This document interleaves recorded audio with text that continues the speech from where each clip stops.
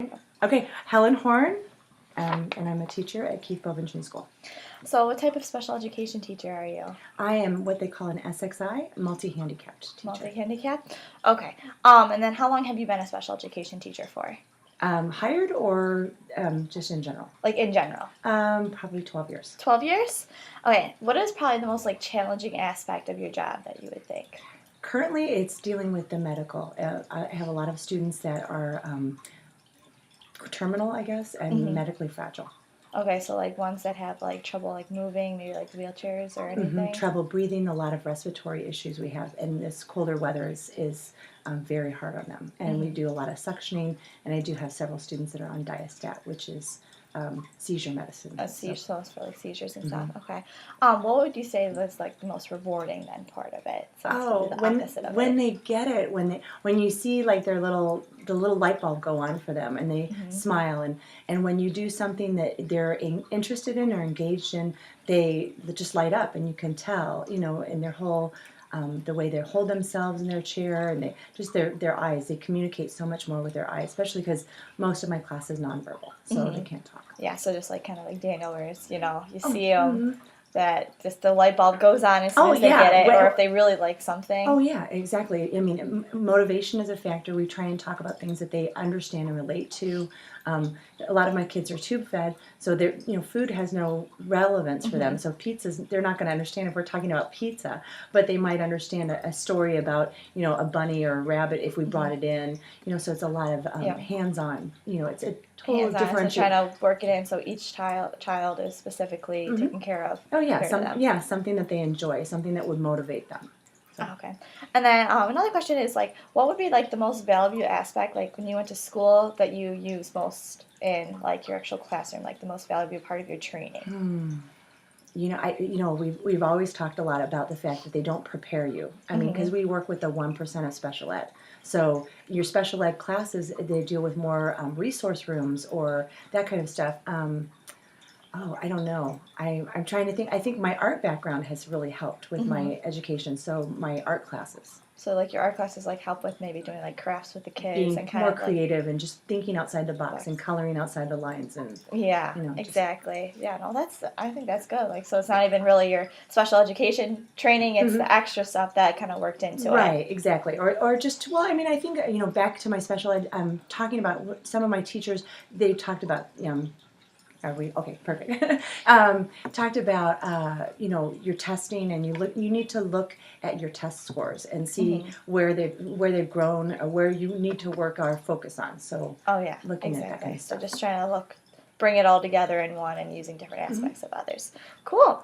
Okay, so when you walk in for the day, what is the first thing that you do in a classroom? Does it depend on the day, or is it something similar each day? Well, I prep for my day before. I leave my classroom and I make sure my visual schedule's up for the next morning, and I make sure my morning message is written on my board because we write morning message about things we're doing that day. My morning message for Monday is basically we only have 2 days of school left, and we're going to be talking about Thanksgiving, that kind of thing. And we have our PBS, and my Student of the Month, she'll be featured on Monday. So I wrote that as our morning message, and I share that with them at our morning meeting. So you pretty much do it the night before, and then it's all prepared for the next day. But so when I walk in, I basically make sure that everything's set up and ready to go for the day.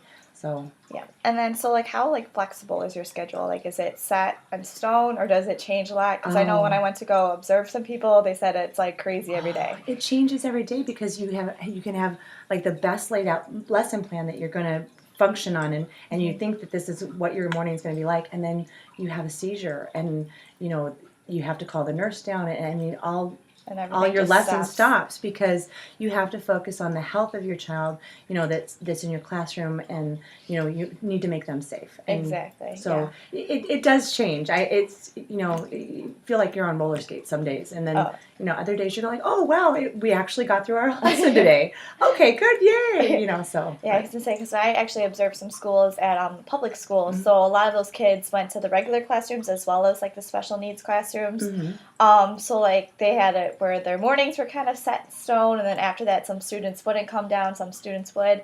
So, like, with that aspect of it, because I know, like, the students go to different rooms, does that always stay on schedule, or does that, like, change up? No, we have our set gym time, we have our set swim time, so that pretty much stays consistent. And I like to keep the classroom consistent because I do have a student in my classroom who is on the spectrum. He's ASD, and so things have to follow in order. I mean, he expects his lunch, and he is my one verbal student. We laugh when he's not there. We don't know what to do because he's the boss. You know, so I like for the feedings to go on time. I mean, so that's kind of So, set. like, the normal stuff that happens every day stays on Right. schedule. It's just the actual lesson plans that mix up Sometimes everywhere. we just have to change it up. So Okay, understand. And then when thinking of lesson plans, like, how do you focus on, like, actually developing what you are particularly wanting to go for that day? Like, you know, a lot. We have school improvement plans for our building, and so we are focusing on certain aspects of them. Like I know in January we're talking about recycling. That's going to be our science goal. So I have to look at goals that I write for my students that are going to hit those school improvement goals because we work as a team. So, you know, I just kind of focus on that, and then I look at their assessments, and I look at their individual IEPs, where I'm going with those kids, and I try and mainstream it as much as I can so that I'm hitting all of their goals with a one lesson. So, and then from there, do you have to, like, break it down so each student gets what they we need have to especially?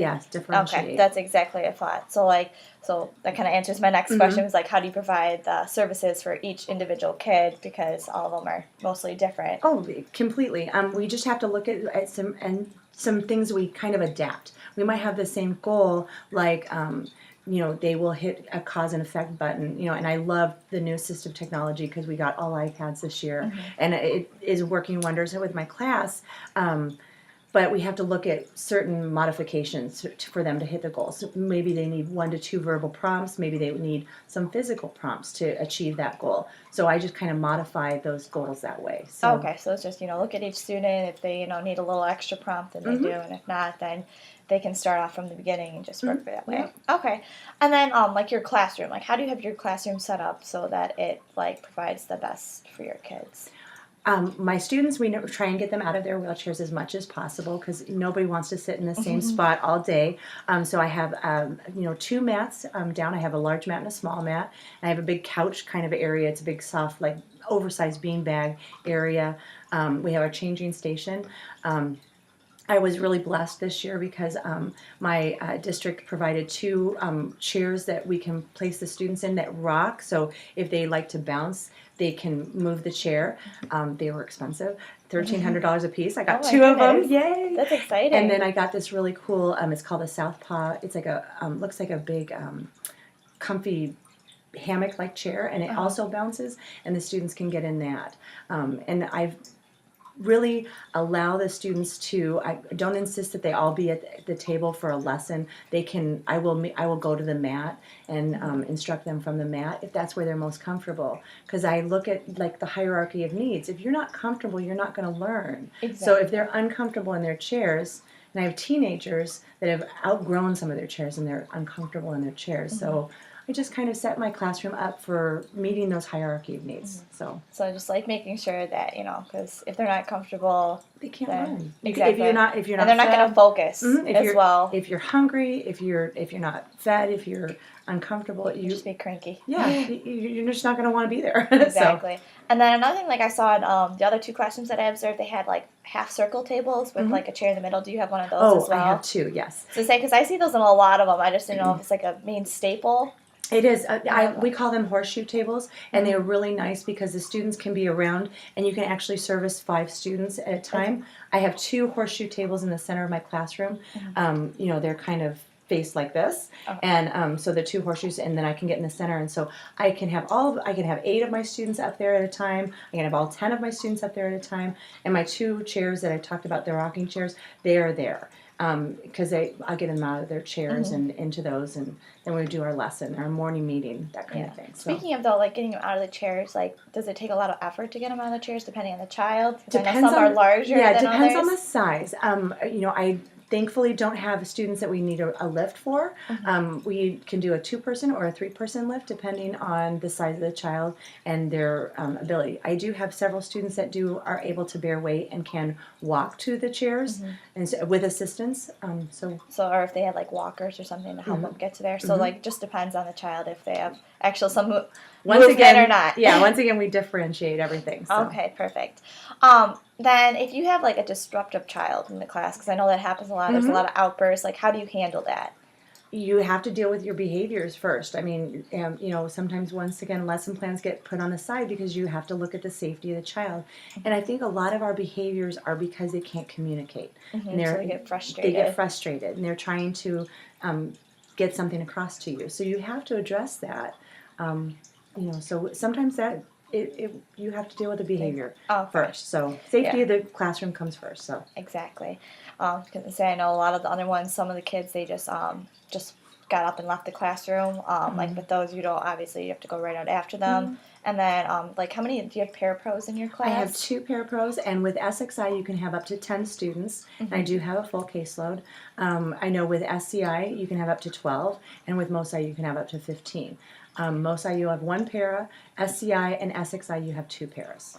Like how do you feel? Do you feel like it's a greater advantage to have parapros, or like the disadvantages? No, I mean you can have to work as a team, and they can be wonderful education tools, and you have to use them.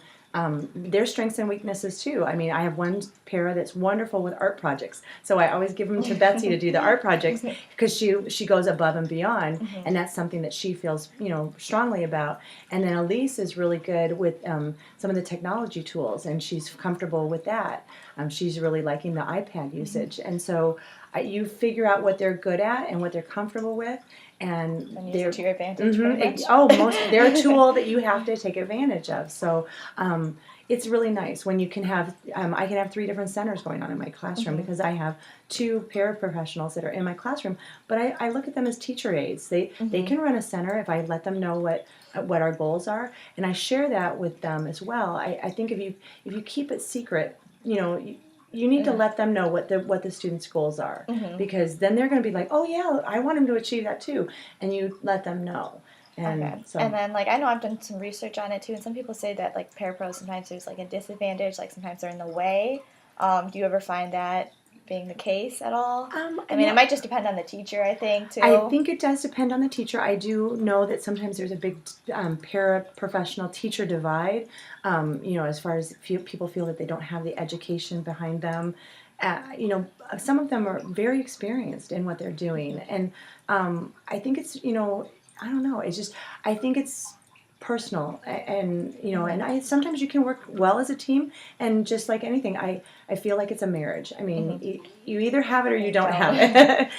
Some people need to get a divorce. Marriage and friendship kind of thing. Exactly. It builds up over the years, and as soon as you get used to them, then everything kind of clicks in. Exactly. I mean, because I'm fairly new to this setting, and I started there in January, and I'm now like in my 8th, 9th month with them, and we have now we're smooth. We now know, they know what to expect from me. I know what to expect from them, and even my 1 pair was like, she goes, we're finally clicking as a team. And I was like, yeah, we are. So it just gets kind of almost all exciting at the end, because then it's like everything goes smoothly. The next person can almost, read the other person's mind, knowing what to do next. Right. Kind of stuff. Well, my 1 pair, Nicole, she could finish my sentences. She could take a look at me, and she knew what I was feeling or what I was thinking. And I was like, oh, this is kind of nice. Because she would be like, she knew when to intervene with a behavior, and she knew when to step back. So it's like I feel like maybe a lot of the parapros learn from the teacher as well as the teacher learns from the parapro. So it's kind of a give and take relationship. It is a give and take, and I think sometimes paraprofessionals maybe might be in the way if they intervene. If you're working on a goal, and sometimes too, I think people need to realize sometimes you only need one voice. If you have a behavior going on, you can't have 3 or 4 people yelling at the kid or talking to the kid, because they're not going to process it. And one voice is what sometimes it's hard to shut up. Oh, yeah, I would imagine sometimes, because everyone's like, you want to get taken care of so you can move on to the next thing. They want to help. And sometimes, I remember I was having a behavior when I was back in the AI program, and she's a peer, she's a friend of mine. She was dealing with it, and she looked at me and she goes, stop talking, one voice. And I know some people would have been offended by that, but I knew exactly what and I stopped talking. And I backed her up. And she's like, some people wouldn't have understood. I go, I completely understood, and I That's didn't take good. it personally. Whereas I think sometimes people take things that are said to them personally. Yeah, I completely understand. Kind of go on the personal level. I don't know if you can respond to this or not, because I was looking online with like some teachers and how they feel about the word like retard, like when people are called that. Like, what's your feelings on that if someone says that? I used to feel like I needed to educate people, and that was a completely offensive word. And I just realized that it's like the word using gay. I don't think they mean anything malicious when they say, oh, that's retarded or that's gay. They don't mean it like they're not targeting gay people or they're not targeting retarded people. It's just a phrase that they've become accustomed to using. I have, like, we went to the Comedy Magic Club. We had a fundraiser there last Thursday, and I made sure that they knew that they were talking to a special ed, program, and to not use the R word.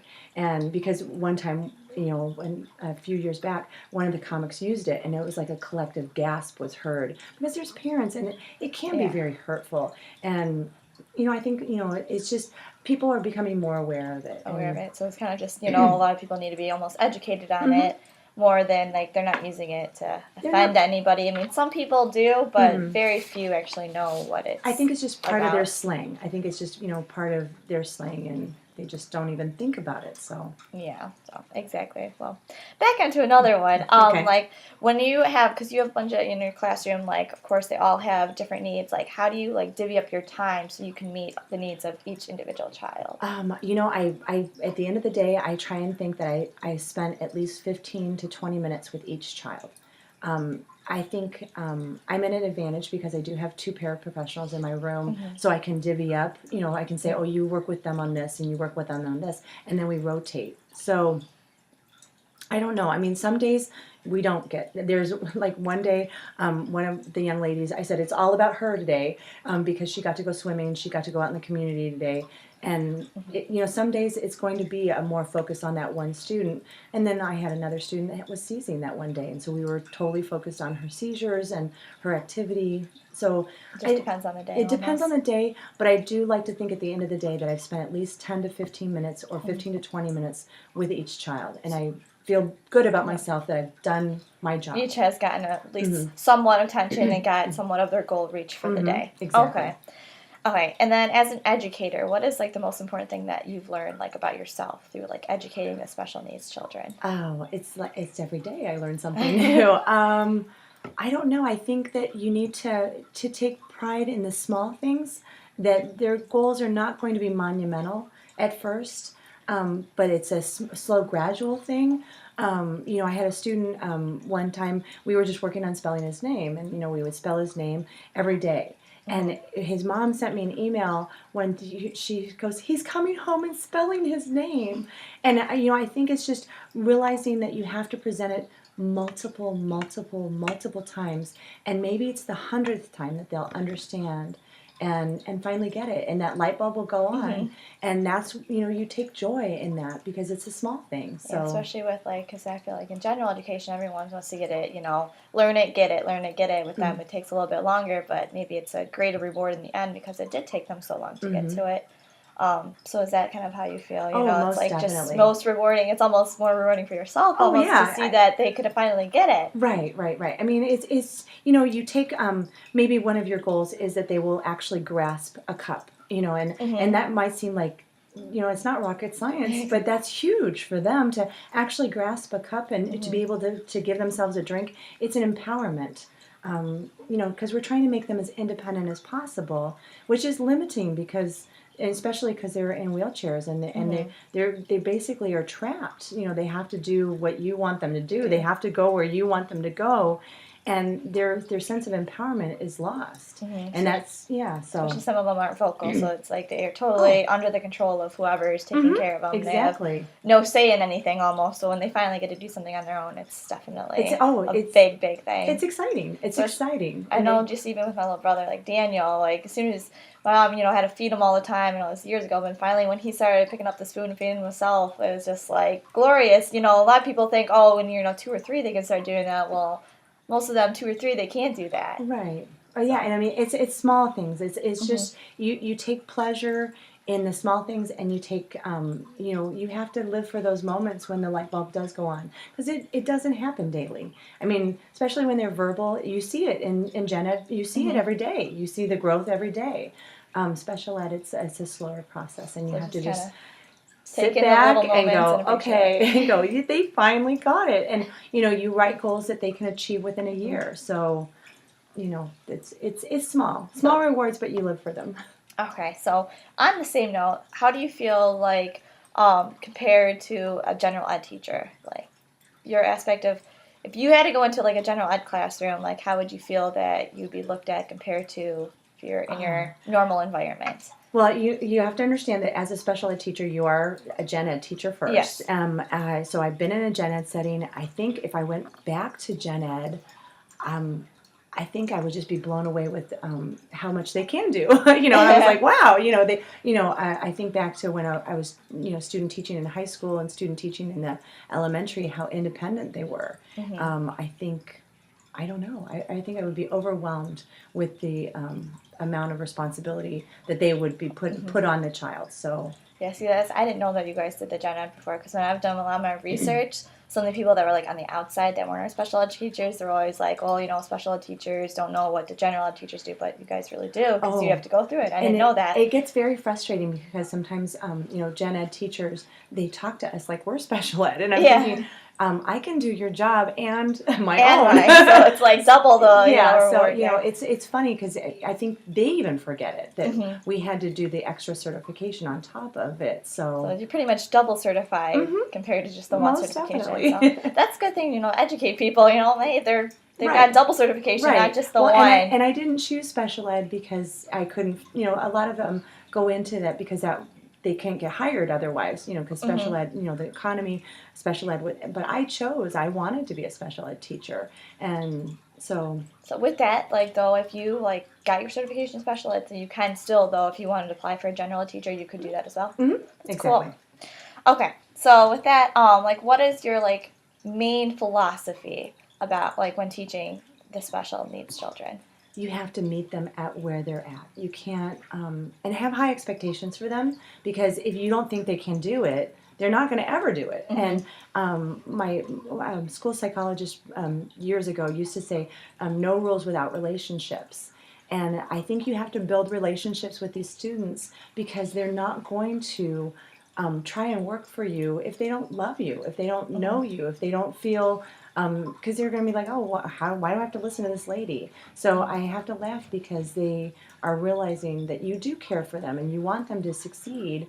So have high expectations for them, but set them within reach. Okay. So because high expectation, but within reason, almost is what right. it is. And also to get to know them, because what motivates them is important, and you need to know what motivates them. And if you don't get to know them and know what motivates them, you're not going to be able to do it. So understanding what they like, TV shows, reward. If you get this done, you can watch this kind of thing. Exactly. And the iPad, some kids are really loving it. They love that whole thing, and the videos that we can access, and they love some of the Sid the Science Guy. I'll have a student that'll walk in the gate trainer for just that. She'll walk across the room to get to that video. So it's that's really funny. So is that the kind of rewards you use? Because I know in some of the classrooms I use, she had little coins, so every time they reach something, they get a coin, and once they got 5 coins, they were able to pick out a box of toys, and they could pick 2 toys out of it. Oh, yeah. So, what kind of rewards do you have in your classroom? Well, a lot of it, it's getting down out of the chair, or it's getting in the bouncy chair, or whatever. So,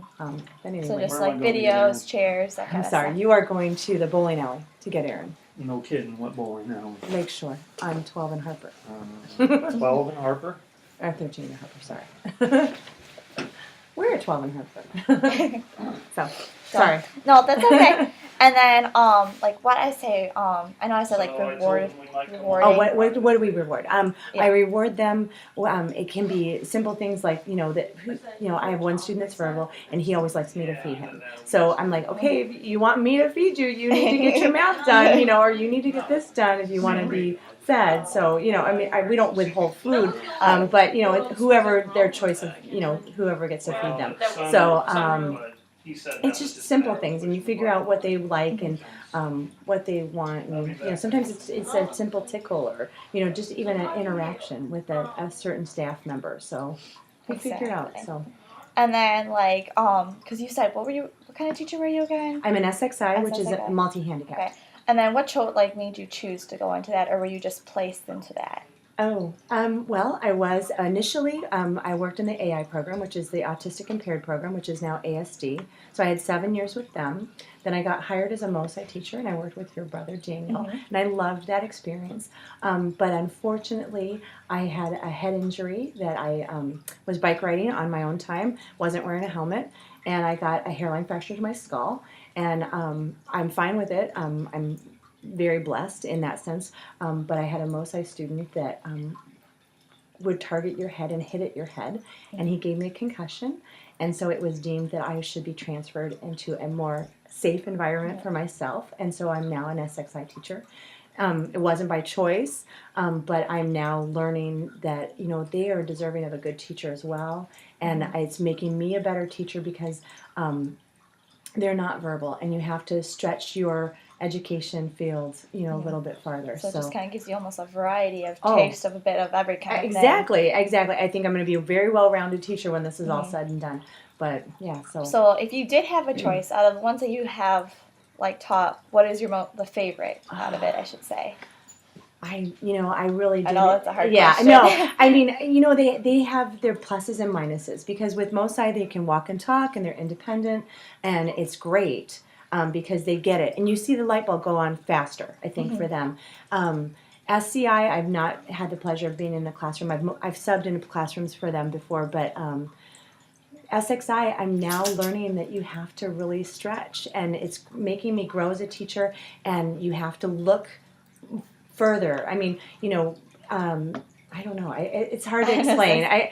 But I would say MOSI was my favorite. MOSI. Because you could see the gains greater, but I think that's for selfish reasons. It was my favorite because I got rewarded instantaneously. Faster. Because they can tell you that they love you. They can tell you that they appreciate it. They can tell you that they get it.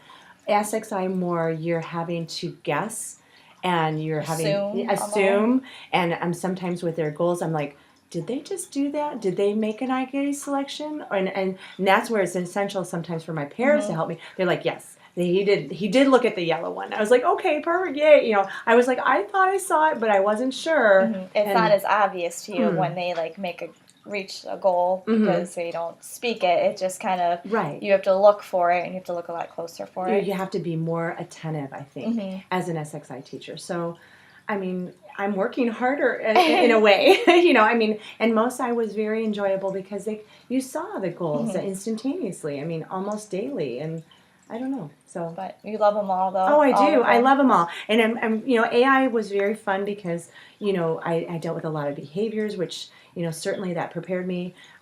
Picture schedules are essential in any category because it's nice to know what comes next. And yes, because I saw that in the other two classrooms as well. They had them up on the board for the students, and they had some of them had pictures and some of them just had the words on there, but they were simple words. And they had them listed so the kids could know what's next, and once they were done, they could take it down, and then they could see what they had left for the day. Oh, right. I mean, I like the picture combined with text because it helps both students.